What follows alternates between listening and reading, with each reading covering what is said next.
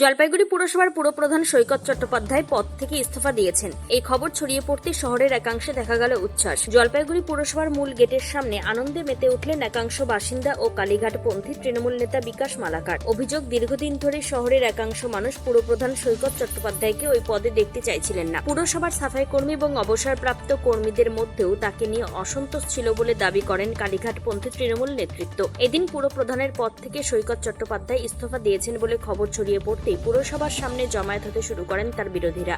এরপর বাজি পুড়িয়ে উল্লাসে মেতে ওঠেন তারা। কালীঘাটপন্থী তৃণমূল নেতা বিকাশ মালাকার বলেন, এই আনন্দ সাধারণ মানুষের। তার দাবি, জলপাইগুড়িবাসীর একাংশ দীর্ঘদিন ধরে পুরপ্রধানের পদ থেকে সৈকত চট্টোপাধ্যায়কে সরানোর দাবি জানিয়ে আসছিলেন। তিনি আরও দাবি করেন, পুরপ্রধানের বিরুদ্ধে তারা অনাস্থা প্রস্তাবও এনেছিলেন। তার বক্তব্য, দীর্ঘ টানাপোড়েনের পর অবশেষে সৈকত চট্টোপাধ্যায় পদত্যাগ করেছেন এবং সেই কারণে এই আনন্দ উচ্ছ্বাস। এদিন এই বিষয়ে কালীঘাটপন্থী তৃণমূল নেতা বিকাশ মালাকার কি বলছেন শুনবো। কেন উল্লাস, কি কারণে? দেখুন, উল্লাসটা কোনো ব্যাপার না, ব্যাপার হচ্ছে যারা আনন্দ করছে, এই আনন্দটা জলপাইগুড়ির সাধারণ মানুষ এরা করছে, এরাই বোম ফাটাচ্ছে। কি কারণে মূলত এটা জলপাইগুড়ি শহরের আমাদের যে পৌরসভার যে চেয়ারম্যান ছিলেন, জলপাইগুড়ির জনসাধারণ ওনাকে চাননি, জলপাইগুড়ির সর্বস্তরের মানুষ ওনাকে চাননি। জলপাইগুড়ি উনি যে দপ্তর যেখানকার পৌরসভার চেয়ারম্যান ছিলেন, সেই পৌর কর্মচারীরা ওনাকে চাননি, যারা পেনশন হোল্ডার পৌরসভার তারাও ওনাকে চাননি, জলপাইগুড়ির আপামর জনসাধারণ ওনাকে চাননি। তার জন্য আজকে মমতা বন্দ্যোপাধ্যায়ের পক্ষ থেকে একটা নির্দেশ এসেছিল আমাদের দলের কাছে, যে মানুষের পরিষেবা দিতে পারছে না, যাকে মানুষ চাইছে না, যার গ্রহণযোগ্যতা জলপাইগুড়ি শহরে নাই, তাকে তার পদ থেকে বহিষ্কার করতে হবে। তো কি করলেন?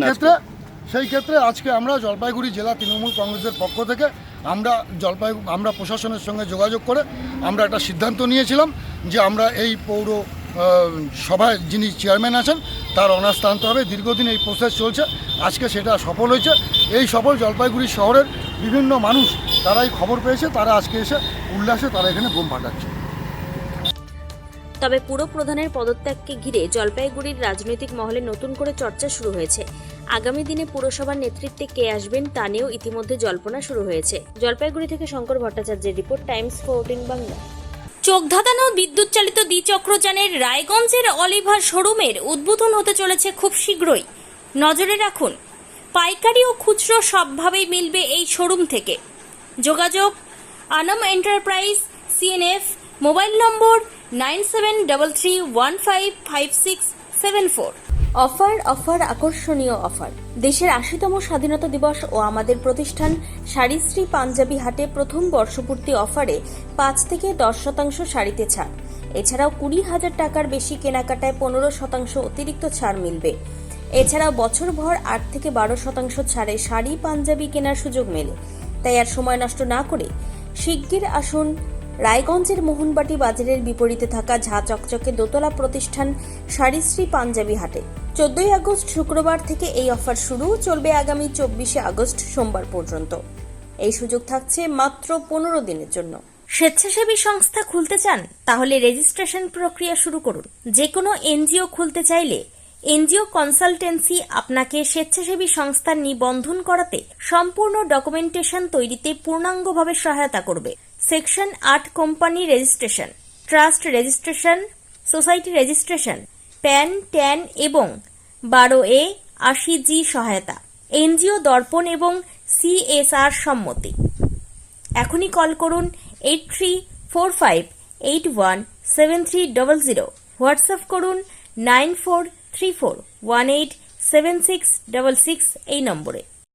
মুখের উজ্জ্বলতা হারিয়ে গেছে, স্পট পড়ে গেছে, ব্রণ ভর্তি, তাই আর দেরি না করে আজই আসুন রায়গঞ্জের চণ্ডীতলায় হেলথ প্লাস মাল্টি স্পেশালিটি ক্লিনিকে এবং এখানে পান অভিজ্ঞ ডাক্তার দ্বারা ফ্রি স্কিন টেস্ট।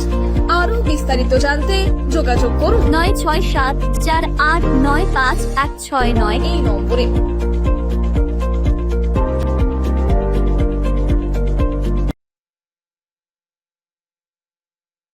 আজ তোমার বিয়ে সাজলো নতুন সাজে,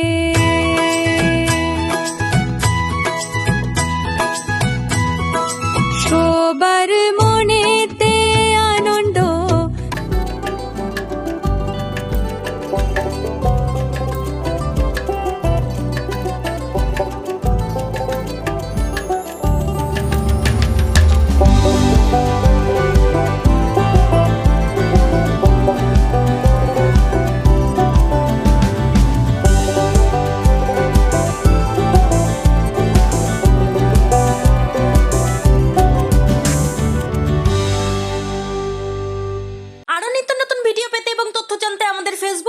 লাইক ও ফলো করে রাখুন, সেই সঙ্গে টাইমস 14 বাংলার ইউটিউব চ্যানেলকে সাবস্ক্রাইব করতে ভুলবেন না।